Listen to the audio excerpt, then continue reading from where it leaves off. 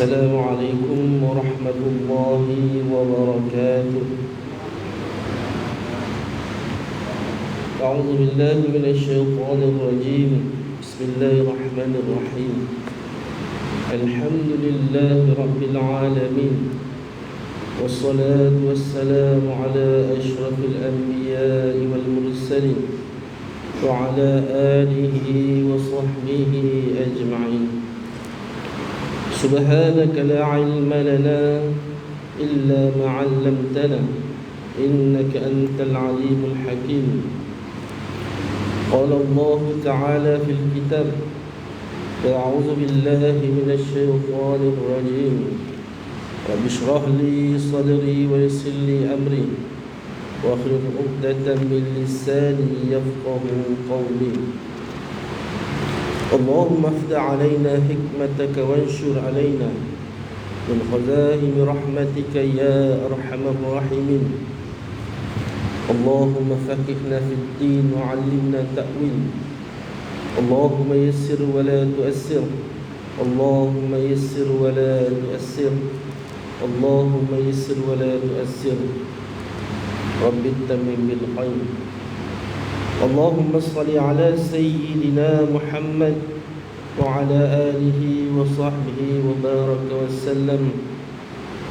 Amma ba'd. Yang pertama-tamanya sekali, marilah kita merafakkan rasa syukur kepada Allah Subhanahu wa taala dengan limpah kurnia inayah serta taufik dan hidayahnya. Kita dapat bersama-sama berkumpul menunaikan solat fardu maghrib berjemaah. Seterusnya kita duduk di dalam majlis ilmu yang mana sabda Nabi SAW, "Wa man salaka tariqan yaltamisu fihi 'ilma sahalallahu lahu bihi tariqan ilal jannah." Barang siapa yang menempuh jalan untuk mencari ilmu, maka Allah akan memudahkan baginya menuju syurga, insya-Allah. Amin. Ayah ibu, hadirin hadirat muslimin muslimat yang dirahmati Allah sekalian, insya-Allah pada malam ini kita akan menyambung semula pengajian kita dalam menggunakan kitab Hidayatul Hidayah, Permulaan Jalan Hidayah, karangan Al-Hujjatul Islam Abu Hamid Al-Ghazali rahimahullahu ta'ala, yang mana kitab ini telah diterjemahkan oleh guru-guru kami, yakni Syekh Ahmad Fahmi bin Zamzam, Abu Ali Al-Banjari Al-Nadwi Al-Maliki rahimahullahu ta'ala. Semoga sedikit sebanyak apa yang kita dengar malam ini dan kita kongsikan malam ini dapat kita amalkan dalam urusan dunia kita sehari-hari, dalam kita mengabdikan diri kepada Allah Subhanahu wa ta'ala. InsyaAllah pada malam ini kita akan sambung pengajian kita dalam bab yang ke-12, adab-adab menjadi imam dan adab-adab menjadi makmum. Adab-adab sembahyang berjemaah. Sudah pasti tuan-tuan, ibu-ibu, ayah-ayah yang dirahmati Allah sekalian, usaha kita datang ke masjid ini untuk berjemaah sudah tentulah kita ingin mendapatkan fadilat yang telah dijanjikan oleh Allah Subhanahu wa taala. Dalam bersembahyang berjemaah begitu banyak fadilat yang telah disebutkan, yang telah disabdakan oleh Nabi sallallahu alaihi wasallam.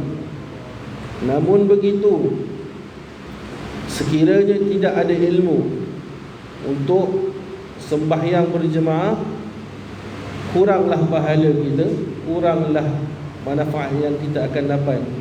Jadi dengan ini kita sama-sama menelusuri apa yang telah dinukilkan oleh Al-Hujjatul Islam Al-Imam Al-Ghazali dalam bab ke-12 ini, supaya kita dapat mempraktikkan ilmu yang kita ada serta adabnya. Dengan adab inilah yang menentukan sama ada amalan yang kita buat itu diterima ataupun tidak. Hadirin hadirat yang rahmati Allah Subhanahu wa taala. Qala musannif rahimahullahu taala, kata pengarang kitab, yang pertama sekali, sebaik-baiknya bagi seorang imam itu bahawa ia meringkaskan sembahyangnya. Dalam hal ini Sayyidina Anas bin Malik radhiyallahu anhu berkata, aku tidak pernah sembahyang di belakang seorang yang lebih ringkas sembahyangnya tetapi lebih sempurna selain daripada Rasulullah sallallahu alaihi wasallam. Apa maksud ringkas ni tuan-tuan? Ringkas ni bukannya kita buat halang-halang ikut dan. Nabi sembahyang ringkas, tapi cukup dengan sunatnya, sempurna dengan fardunya, sempurna dengan segala-gala yang telah dituntut. Ringkas tapi sempurna.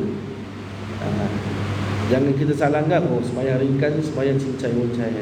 Bukan begitu tuan. Sembahyang macam patok ayam, patok beras. Kejap turun, kejap naik, kejap turun, patok habis. Orang sembahyang 3 minit, 4 minit, dia sembahyang 1.5 minit habis. Itu bukan sembahyang tuan-tuan. Itu patok ayam, patok beras. Walaupun dalam keadaan yang ringkas, sempurna sembahyang kita itu.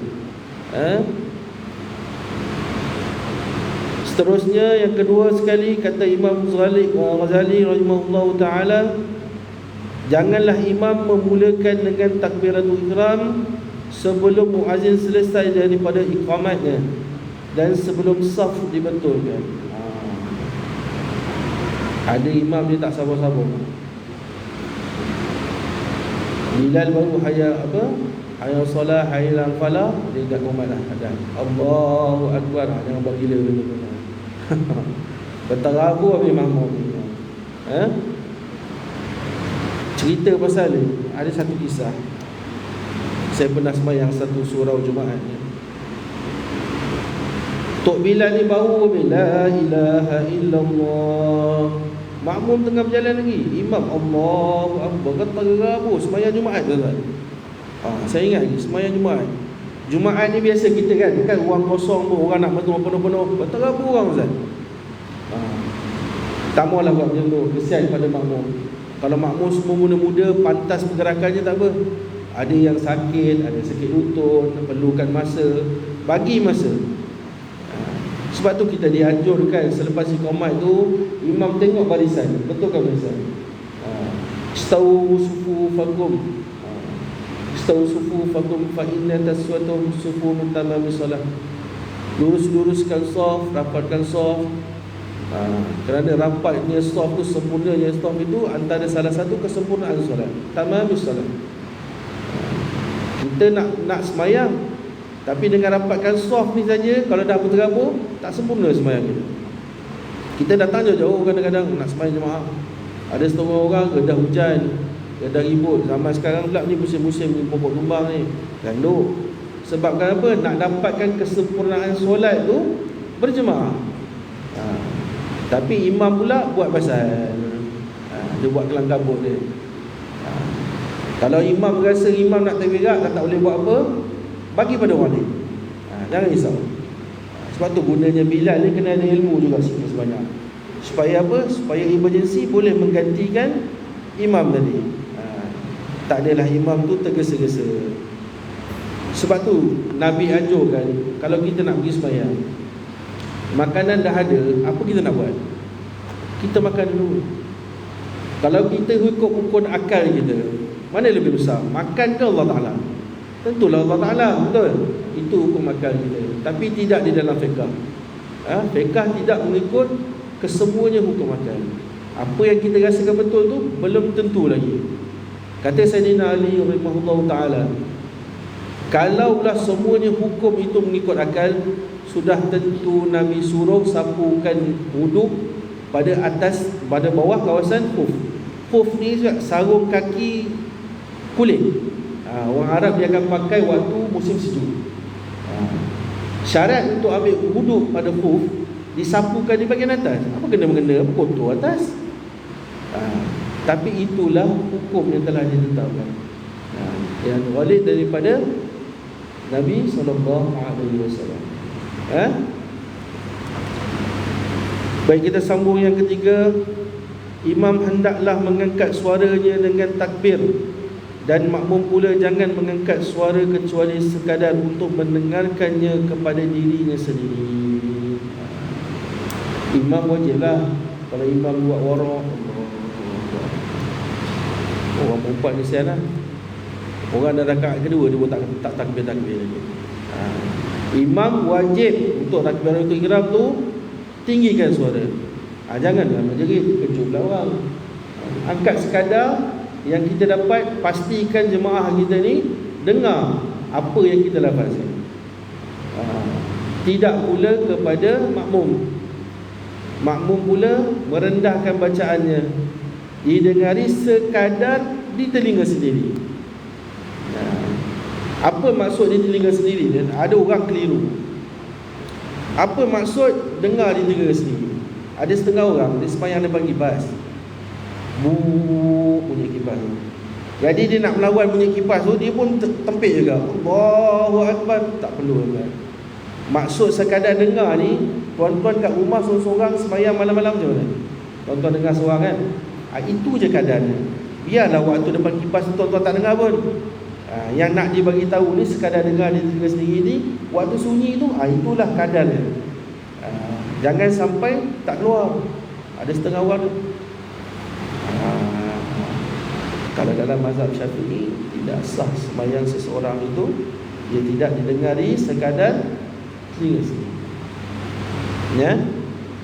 Kita sambung dari nombor 3, kita sambung kepada nombor 4. Imam hendaklah berniat menjadi imam supaya ia mendapat pahala berjemaah.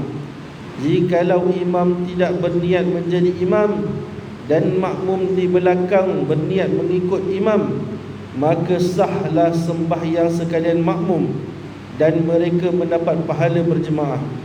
Dan sah juga sembahyang imam tetapi ia tidak mendapat pahala berjemaah. Imam tu lupa salli fardal maghrib salat salat ini ada dalam hari tu serabut perut agaknya kan? Cucu bersalin, anak tak cukup duit, bini pula bebel-bebel rumah, datang-datang naik jadi imam, lupa nak sebut. Sehukumnya sembahyang imam tu sah, tidak dapat pahala berjemaah. Sembahyang makmum pula sah dan dapat pahala berjemaah. Begitu juga kalau orang masbuk dengan kita. Kalau orang masbuk dengan kita, kita sembahyang seorang, kita sembahyang seorang dalam pukul 3:30 macam tu, ada orang datang sembahyang belakang kita. Dia pun angkat takbir, Allahu Akbar. Dengar dah ni, ada makmum belakang kita masbuk dengan kita. Jadi apa perlu kita buat? Tukar dia tuan-tuan. Saja kemudian imam. Settle masalah. Kalau tuan-tuan tak ubah, boleh sembahyang rusak, tapi rugi kan pahala berjemaah. Ada setengah orang dia cuit imam. Kalau cuit dalam surau ni insya-Allah kan. Kalau kena cuit dekat ada perangin sana tu kan, ingat cabut dengan cipa-cipa tinggal kot. Pusing-pusing belakang tengok tak ada orang, masya-Allah kata lari. Kecuali dah belakang kita ada seorang makmum yang kedua masuk, dia cuit Allahu Akbar, dia cuit sikit, bagi signal supaya makmum tu undur ke belakang. Sebab makruh hukumnya kita sembahyang bersendirian. Kita sembahyang seorang-seorang ni bersendirian ni makruh hukumnya. Jangan tuan-tuan cuit dia di belakang, tuan-tuan masuk depan. Itu kan ada penendang di belakang. Jangan buat pasal. Cuit dia sikit supaya dia isyarat undur ke belakang. Jangan cuit imam, hukum ni makruh, mengganggu imam. Kita sambung tadi yang keempat, kita sambung yang kelima. Imam hendaklah merendahkan suaranya ketika membaca doa iftitah, seperti halnya orang yang sembahyang sendirian dan hendaklah imam meninggikan suaranya ketika membaca surah Fatihah dan surah yang setelahnya pada sembahyang subuh dan 2 rakaat yang permulaan daripada sembahyang maghrib dan isya. Zuhur dengan asar baca macam biasa kan. Jangan dibuat jahar pula. Bukan tak boleh, tapi hukumnya makruh. Kalau ikut sembahyang sah, tapi hukumnya makruh. Menjaharkan pada waktu yang sepatutnya kita baca sir, perlahan. Dan begitulah pula orang yang sembahyang sendirian, dan hendaklah imam meninggikan suaranya dengan perkataan amin. Ada juga setengah imam, wallahu a'lam lah, ada sama ada kekurangan ilmu ataupun ada sebab-sebab sebaliknya, amin dia slow. Perkataan amin itu. Jadi dianjurkan supaya kita dituntut sebutan amin tu jahar, kuatkan, tinggikan suara. Pada setiap rakaat yang dituntutkan meninggikan suaranya dalam bacaan, yakni tadi subuh 2 rakaat, maghrib 2 rakaat, isyak pun 2 rakaat. Dan hendaklah makmum menyertai imamnya meninggikan suara dalam bacaan amin dengan tidak terkemudian daripada dia. Maknanya tidak terkemudian, serentak bersama-sama. Jangan suruh imam amin, lepas tu amin, amin, sampai ke rakaat kedua, ketiga, keempat kan tak habis lagi nak beramin ni. Tuan-tuan, ada satu tempat je dalam sembahyang ni yang makmum boleh sama, malah boleh lebih kuat daripada imam bersuara. Bila waktu dia? Waktu sebutan amin je. Boleh sama, malah boleh lebih kuat daripada imam bersuara. Bila waktu dia? Waktu sebutan amin je. Sebentar setelah membaca surah Fatihah untuk mengambil nafasnya dengan kesempurnaan, dan hendaklah makmum mengambil kesempatan masa berdiam imam itu untuk membaca surah Fatihah. Ini pun banyaklah, banyak setengah imam habis je amin, terus sambung bismillahirrahmanirrahim. Tak sempat imam tu, tak sempat makmum nak habiskan Fatihah. Sunatnya imam berhenti seketika. Kalau Fatihah kita lebih kurang, Fatihah standard lah, kita baca Fatihah berapa lama tu? Lebih kurang 30 saat, kurang setengah minit, 20 lebih saat begitulah. Kalau baca laju sikit lagi, dah lebih kurang 19-20 saat begitu. Berhentilah sekejap bagi imam. Kerana hukum mendengar bacaan Al-Quran, hukum dia kena dengar, tak boleh bersuara. Kalau imam dah baca, makmum membaca, siapa nak dengar siapa? Berhenti seketika. Ambil dalam masa dalam 20 saat, sekejap je, bukan lama pun. Bagi makmum menghabiskan bacaan suratul Fatihah. Maka dengan demikian makmum akan dapat sepenuhnya mendengar bacaan imam. Itu hukum kata. Sesetengah orang, kena tengok sesetengah orang di waktu kedua kahwin itulah dia nak menjadi warok. Dia pergi pasang je lah Quran, surah Baqarah, sambung surah Maidah, sambung surah Al-Imran. Bukan main warok. Apa hukum dia? Haram bila kita bercakap-cakap waktu mendengar bacaan. Kalau lah kata pergi kedua kahwin, tak usah ada buat warok. Kalau tuan-tuan kata nak kahwin dengan anak lepas ni, tak usah ada buat warok lah. Tak usah ada buat warok, baca apa, pasang Quran, pasang nasyid-nasyid tak apa. Jangan pasang lagu headbanging pula, jadi haram untuk menghadiri majlis tuan-tuan tu. Pasang lagu yang boleh, pasang lagu Hijaz, lagu unik. Pasanglah lagu-lagu yang membawa kesedaran kepada Allah Ta'ala. Jangan kita pasang mengaji, warok tak bertempat namanya.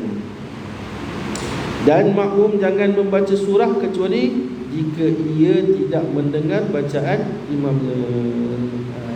Dan makmum jangan membaca surah kecuali jika ia tidak mendengar bacaan imamnya. Janganlah baca surah dulu, makmum pun biarlah dulu. Kalau kita nak baca apa semua, ada orang setengah orang nak baca ni, biarkan imam habis, kecuali dah tak dengar lah bacaan imam. Habis yang keenam. Kita masuk kepada yang ketujuh. Hendaklah imam jangan membaca tasbih rukuk dan tasbih sujud lebih dari 3 kali, dan jangan lebih ketika membaca tasyahud awal daripada perkataan Allahumma salli ala Muhammad ataupun Allahumma salli ala Sayyidina Muhammad. Kan ada ustaz-ustaz ajar kita tambah sikit ucapan bacaan doa dalam tasyahud. Tapi itu untuk makmum. Untuk imam ringkaskan. Buat yang wajib tadi tu tasyahud akhir sampai Allahumma salli ala Sayyidina Muhammad, habis. Jangan kita panjangkan bacaan tasyahud itu. Habis. Kita masuk yang ke-8.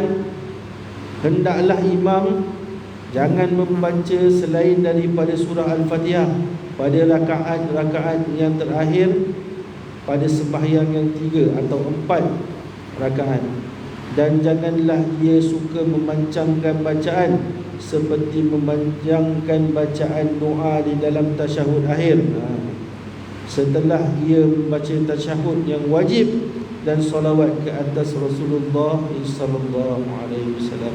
Ini kita bincangkan tadi. Tak usah dipanjang-panjangkan. Ini khas untuk imam. Buat ringkas tapi sempurna. Dia punya key dia ringkas dan sempurna. Jangan kita buat ringkas sekadar halal-halal, tak sempurna sembahyang kita. Sebutan pun kelang kabut. Asyhadu bukan asyhadu. Sebutan biar tartil. Tapi asyhadu bukan asyhadu. Sebutan biar tartil. Tapi ringkaskan, tak payah ditambah tokok lagi.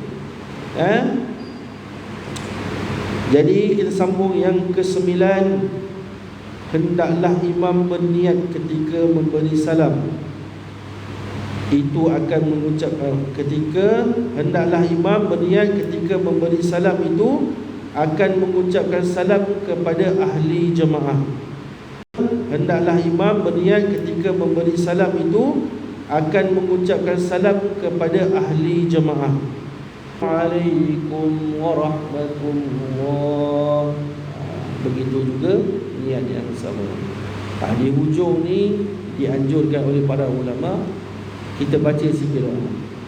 Assalamualaikum warahmatullahi. Allahumma inna nas'aluka ridhaka wal jannah. Assalamualaikum warahmatullahi wa na'udzubika min sakhatika wan nar. Masukkanlah kami ke dalam syurga dan jauhkan kami daripada azab api neraka. Laju juga kita baca malam ni.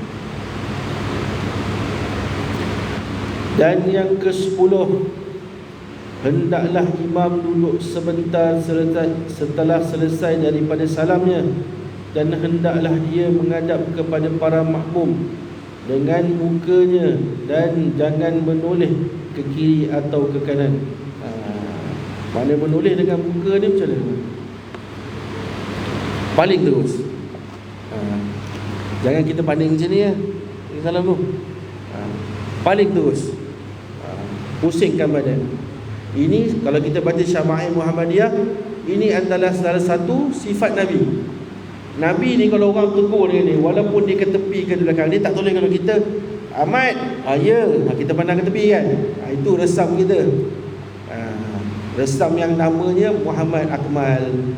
Tapi Muhammad bin Abdullah Rasulullah sallallahu alaihi wasallam, adabnya bila orang tegur Nabi, dia akan palingkan dengan badan dia sekali. Menghadap kepada orang yang menegur dan bercakap terus mata memandang-mata. Itu adab Rasulullah. Amallah tuan-tuan, cuba tengok apa yang tuan-tuan perluahi setelah amalkan sunnah-sunnah Nabi. Saya nak bagi tahu satu tuan-tuan. Sunnah ni ada sunnah yang besar, ada sunnah yang kecil. Sunnah yang mudah dan ada yang agak payah untuk kita, bukan untuk orang. Untuk para sahabat ni, kalau Abdullah bin Umar tu, waktu Nabi hidup ada pokok di laluan tu. Bila lalu Nabi tolong. Bila wafat Nabi, pokok tu pun dah tak ada. Bila dia lalu kawasan tu, dia pun tunduk. Sahabat lain tanya, wahai Abdullah bin Umar, Ibnu Umar, kenapa kau tunduk? Tak ada apa-apa pun dia kata kepada kau. Aku dulu, dia kata, tengok Nabi waktu jalan dekat sini, Nabi tunduk. Jadi aku mengambil sunnah Nabi, aku berjalan situ walaupun tak ada apa, dia tunduk. Itu sahabat. Kita ni main seban. Macam yang saya ulang dulu, ma la yatrukul kullu la yatrukul kullu. Tak boleh kita buat semua yang besar-besar, yang berat-berat bagi kita. Kita buat yang kecil-kecil. Jangan tinggal semua. Kalau tak boleh buat semua, jangan kita tinggalkan semua sunnah yang ada. Dan jika ada jemaah perempuan di kalangan makmum itu, maka hendaklah mereka bangkit lebih awal. Dan janganlah ada di kalangan makmum laki-laki yang bangkit meninggalkan tempat duduknya sebelum imam bangkit dari tempat duduknya.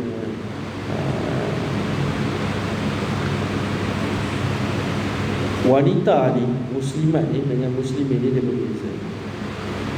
Pada hukum asalnya, muslimat ni, wanita ni tidak dianjurkan datang sembahyang di masjid. Dia lebih afdal sembahyang di rumah. Tapi ada effort untuk sembahyang, adakah salah? Tidak salah.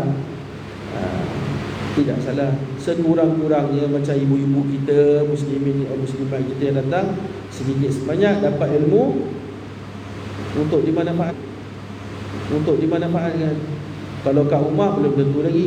Terang saya cakap, walaupun saya ustaz mengajar sana sini, kat rumah belum buka kitab. Buka kitab bang, Pampers bang, buka kitab bang, nasi bang, asyik bang ya, sembahyang tak sembahyang. Jadi tak ada masalah. Jadi tuan-tuan yang ada isteri, tak apalah, beri keizinan.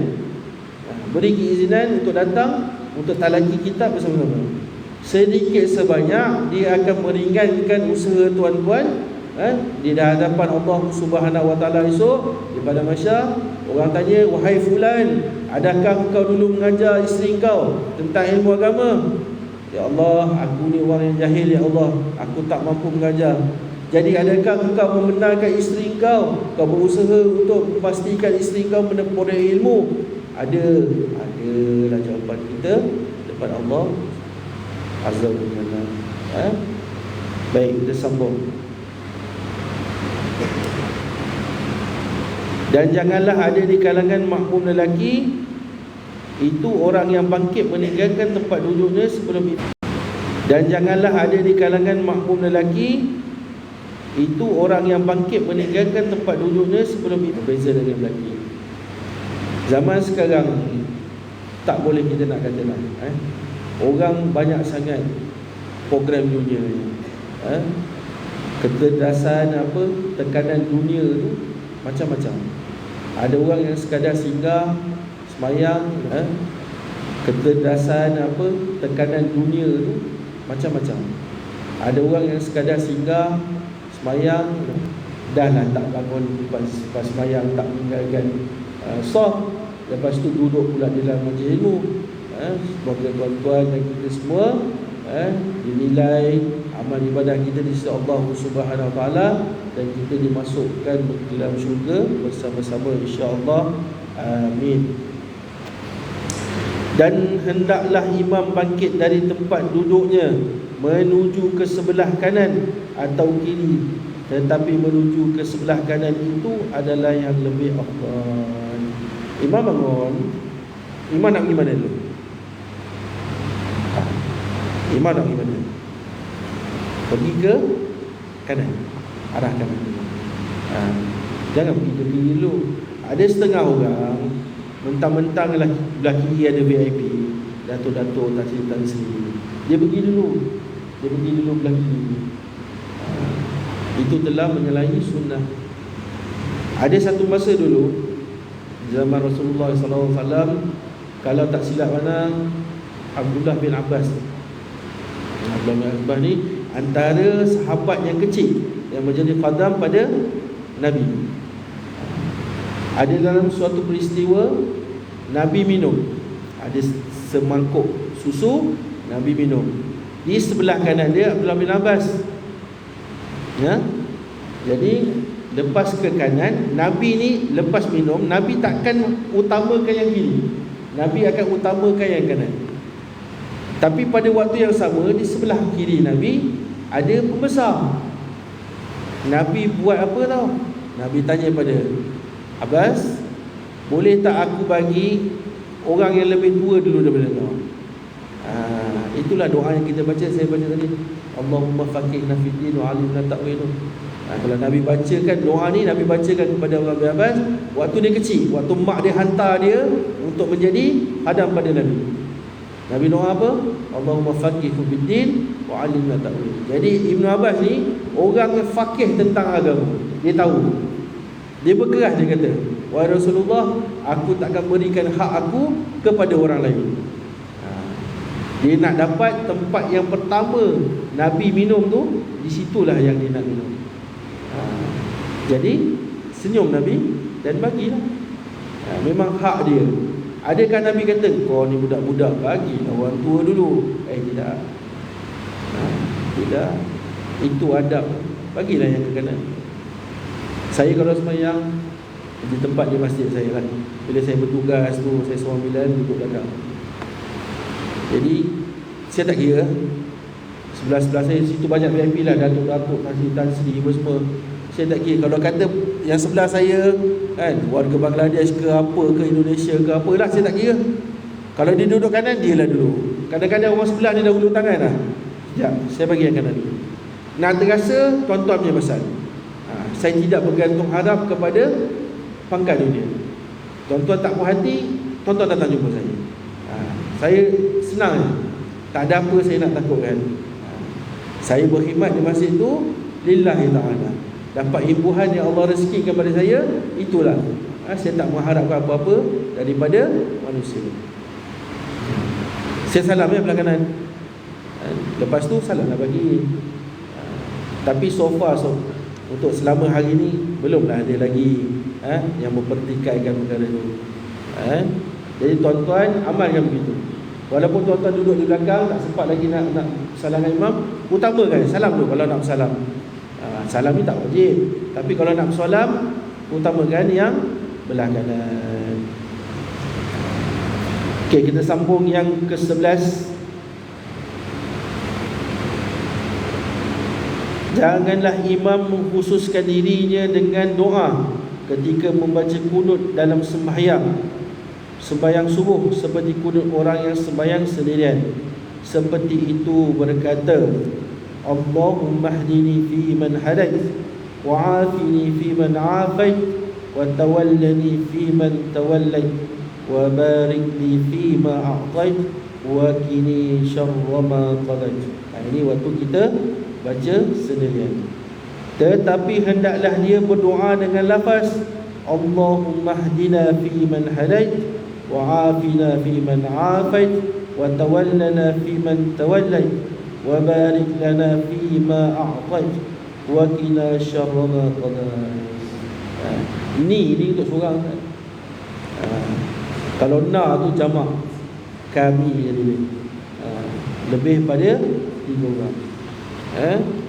Jadi bacalah itu dengan maksudnya, ya Allah, tunjukkanlah akan kami bersama orang yang telah Engkau tunjuki, dan afiatkanlah kami bersama orang yang telah Engkau afiatkan, dan pimpinlah kami bersama orang yang telah Engkau pimpin, dan berkatilah bagi kami pada segala sesuatu yang telah Engkau berikan, dan peliharalah kami menuju daripada kejahatan apa yang telah Engkau putuskan. Dan hendaklah imam meninggikan suaranya dengan kunut, dan para makmum hendaklah mengaminkannya di belakang, dan janganlah mereka mengangkat tangan ketika berkunut, kerana perkara itu tidak sabit datang daripada perbuatan Rasulullah sallallahu alaihi wasallam. Berkenaan dengan angkat dan tidak angkat ni tuan-tuan, di sini ada nota kaki. Kata penterjemah ni, Syekh Fahmi Azamzam Al-Banjari Al-Makki An-Nabi Al-Maliki, kata guru kami, pendapat Al-Imam Al-Ghazali dalam masalah ini adalah dhaif. Pendapat yang kuat ialah sunat mengangkat tangan ketika membaca qunut. Lihat Maraki Al-Ubudiyah halaman 25. Itu pendapat yang muktamad dalam mazhab Imam Syafi'i. Dan hendaklah imam meninggikan suaranya dengan qunut, dan tidak sabit daripada perbuatan Rasulullah sallallahu alaihi wasallam. Kemudian para makmum dan imam hendaklah meneruskan bacaan sendiri seperti lafaz qunut hingga ke akhirnya, iaitu fa innaka tadhi wa la yuqda alaik wa innahu la yadhillu man walait wa la ya'izzu man alait tabarakta rabbana wa ta'ala falakal hamdu ala ma qadat wa astaghfiruka wa atubu ilaik wa sallallahu ala sayyidina Muhammad wa ala alihi wa sahbihi wasallam. Sudah habis. Jadi kita masuk nak azan. Azan dulu. Salah kita bagi lalu pada azan.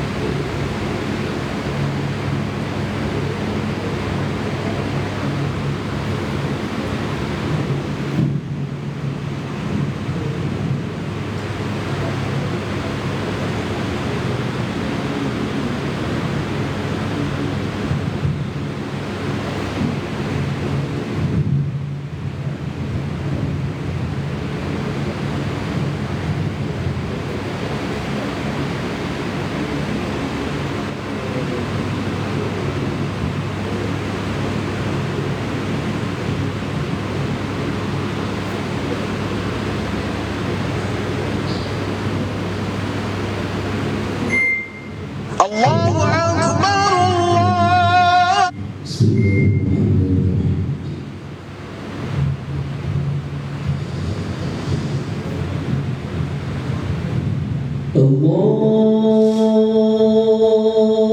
أكبر الله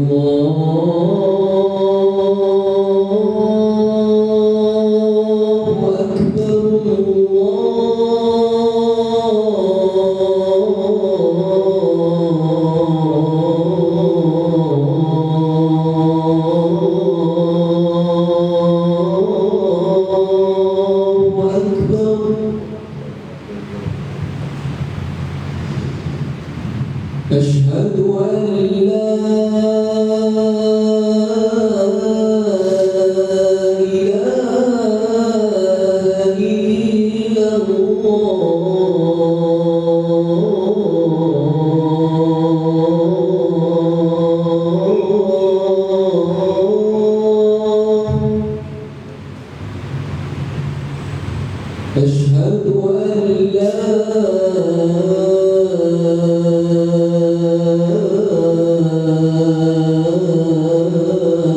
إله إلا الله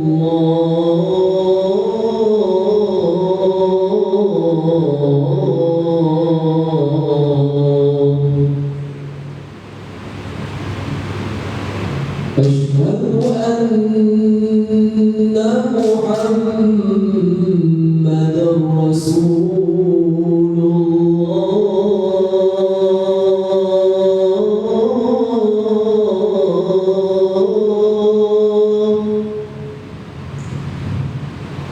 أشهد أن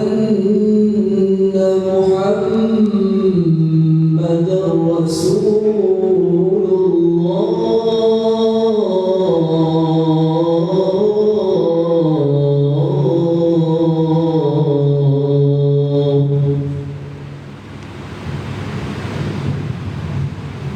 حي على الصلاة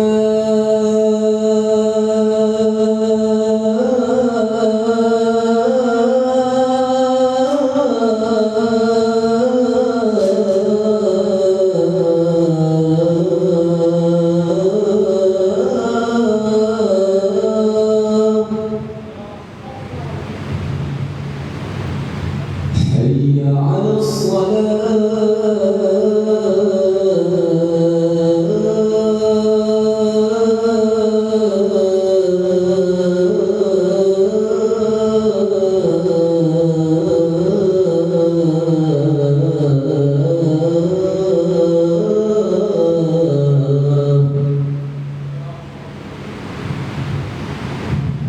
حي على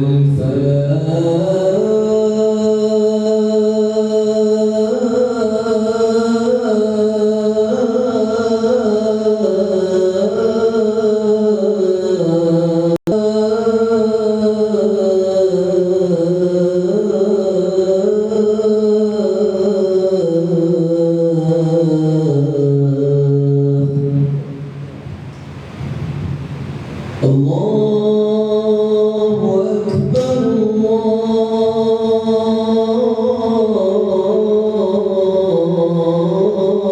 الله أكبر لا إله إلا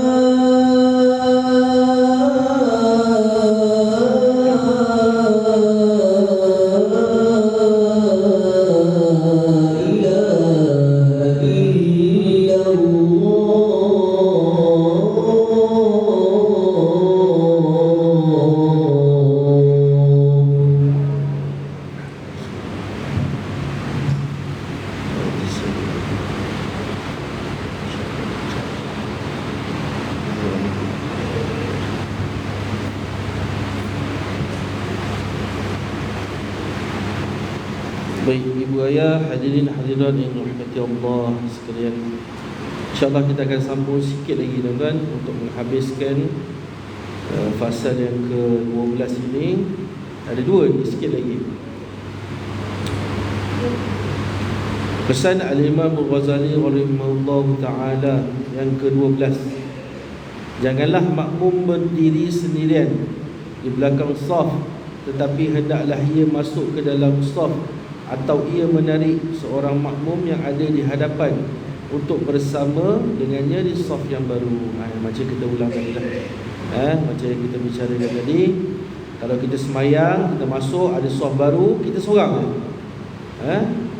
Jadi Imam Ghazali sini bukan kata cuit, suruh tarik terus. Sebab semayang untuk orang yang seorang-seorang dekat belakang, hukumnya makruh. Jadi tarik terus untuk mengelakkan makruh tu. Buat sesuatu perkara yang tidak mendatangkan manfaat, tak dapat pahala, kan makruh ni. Jadi di Nusantara kita ni lah, wakil kita bila kita seorang-seorang kat belakang, kita cuit lah. memberi tanda, memberi syarat supaya yang depan ke belakang untuk mewujudkan satu saf yang baru.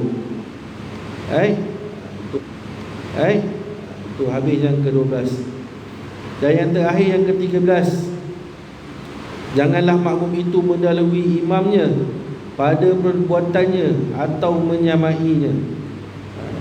Bahkan hendaklah ia terkemudian daripada imamnya, maka janganlah makmum rukuk sebelum imam sampai kepada batas rukuk, dan jangan makmum sujud sebelum dahi imam meletak di atas lantai. Ini banyak juga saya perhatikan terjadi dalam masyarakat kita. Wallahu a'lam. Apa yang dikejarkan oleh seorang makmum ni saya pun tak pasti. Kalau kita dah sedia untuk sembahyang berjemaah, maknanya kita telah sedia untuk menghabiskan, membelanjakan masa kita untuk Allah Ta'ala.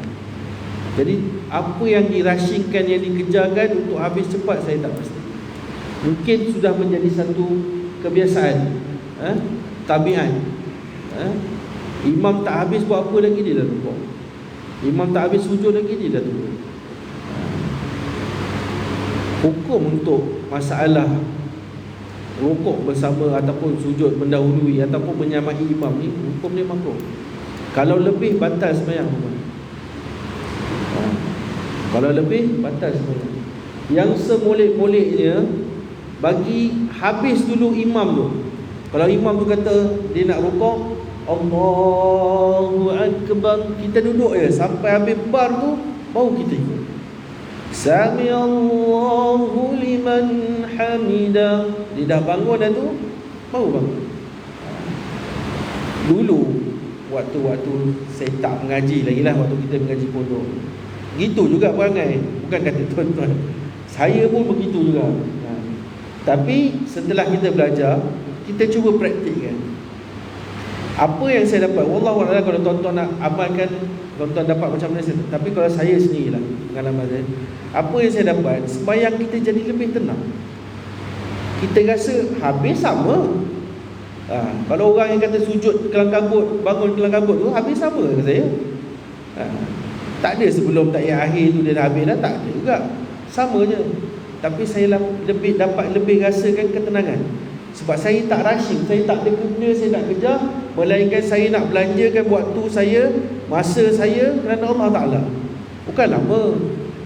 Bukan sampai sembahyang maghrib, sembahyang isyak sampai setengah jam. Itu sembahyang tarawih tu kan. Kalau sampai setengah jam tu, bukan sembahyang isyak. Sekejap je. Cuma kita, salah satunya, dia dapat mendisiplinkan diri kita tu kan. Seorang ketua, biar dia yang buat keputusan dulu, baru kita ikut. Contoh bayang, tuan-tuan, minta maaf muslimat, tuan-tuan dekat rumah, apa perasaan tuan-tuan? Tuan-tuan tak habis cakap lagi, orang rumah foto. Tak habis cakap lagi, orang rumah foto. Apa perasaan tuan-tuan? Saya nak tanya tu. Kalau naik angin tuan-tuan, belakang tangan tu kan. Tapi saya jamin lah, tuan-tuan bukan orang yang minum.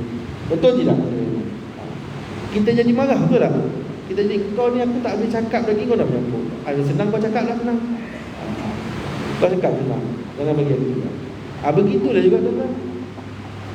Bagi dulu, bagi ketua, imam ni untuk diikuti. Kalau imam ikut kita, itu maknanya kita imam, dia makmum. Jadi bagi habis imam, pelan-pelan. Selagi imam pula kena cerdik. Jangan dia naik daripada sujud tu, Allahu Akbar, padahal dia baru separuh naik. Orang pun kelang kabut naik, tak tahu terlebih pada imam. Dah batal orang. Kena cerdik. Sebelum yang kita bincang sebelum ni, dalam topik yang sebelum ni, Imam Ghazali kata apa? Separuh badan. Kalau kita naik daripada sujud tu, Allah, 3 suku lagi nak habis tu, barulah kita Allahu Akbar. Semolek-moleknya, jangan putus. Kita bangun tu daripada bawah tu sampai kata Allahu A'lam. Mungkin disebabkan ada guru yang bagus mengajar dia orang. Saya tengok dia orang seragam je. Sembahyang saya mula-mula, saya pula yang terawal. Kita dah biasa tempat yang yalah, Kuala Lumpur ni tempat yang semua nak semua benda nak cepat. Bila saya balik kampung, saya sembahyang Jumaat dekat masjid yang ada dekat Karyah tu. Saya puji diorang ni betul-betul disiplin. Imam tak habis seorang pun tak turun. Paling best sekali waktu bagi salam. Selagi imam tak bagi salam kedua, dia tak bagi salam pertama. Cukup sempurna. Saya main cukup cantik sembahyang. Jadi sudut zahir lah. Dari sudut qalbi ni kita tak layak untuk menghakimi. Itu antara dia dengan Allah SWT. Tapi secara zahirnya sempurna lah begitu. Sembahyang begitu sembahyang yang dituntut oleh Nabi. Nabi tuntut kita supaya sembahyang berpurna lah begitu. Sembahyang begitu sembahyang yang dituntut oleh Nabi. Nabi tuntut kita supaya sembahyang 20 minit tak settle lagi. Yang tadi pembuka selera, sekarang main course, sekarang pencuci mulut pula lagi. Itu belum kena rokok John sebatang lagi. Situ je dah habis setengah jam dekat sejam. Mana tuan-tuan, mana masa kita banyak habis? Kat makan ke ataupun dekat sembahyang? Sedangkan kata Nabi, penyakit itu datang daripada perut. Apa yang masuk dalam perut kita? Makanan kita. Itu jadi penyakit. Makan garam lebih, ikan masin lebih, darah tinggi. Makan gula lebih, exercise kurang, darah kecil manis. Benda yang memudaratkan kita. Kita habiskan masa banyak di situ. Tapi Allah bagi kita peluang, bukan 5 waktu kan? Bukan banyak pun sehari malam. Tapi Masya Allah, mujahadah tuan-tuan. Kalau makan 5 waktu, saya pernah beri khusus. Pagi pukul 7 sampai pagi, pukul 10 minum pagi, tengah hari makan tengah hari, kan minum petang, makan malam. Malam lagi tuan-tuan, makan siapa dia panggil? Saya khusus kat Ildas, dekat Sungai Lang sana Selangor, bawah program Jahiz. 6 kali tuan-tuan, lebih pada sembahyang. Makan sesaja. Sembahyang 5 waktu, 5 kali. Itu pun Nabi anjurkan tadi apa? Ringkas tapi sempurna. InsyaAllah tuan-tuan, tujuan kita datang sembahyang berjemaah ni, satu, makmum datang nak kesempurnaan sembahyang. Imam pula perlukan ilmu, tak banyak pun, sikit je. Untuk amalan di sini saja, insyaAllah boleh pimpin lah. Saya tengok tuan imam kita pun bagus, tak laju mana, tak sempur mana, ngam-ngam je. Benda-benda inilah yang menentukan ilmu untuk kita beramal, dan kekhusyukan kita tu, qalbi kita tu, untuk menentukan penerimaan ibadah kita. Semoga apa yang kita bincang pada malam ini tuan-tuan dan kita bahaskan tadi dapat dipraktikkan sebaik mungkin dan istiqamah melaziminya hingga akhir hayat kita. InsyaAllah tuan-tuan, kita sama-sama memperbaiki, betulkan apa yang tak betul, biasakan apa yang betul. Wallahu a'lam bissawab. Jadi tuan-tuan, sekali itu saja pada malam ini. Assalamualaikum warahmatullahi wabarakatuh.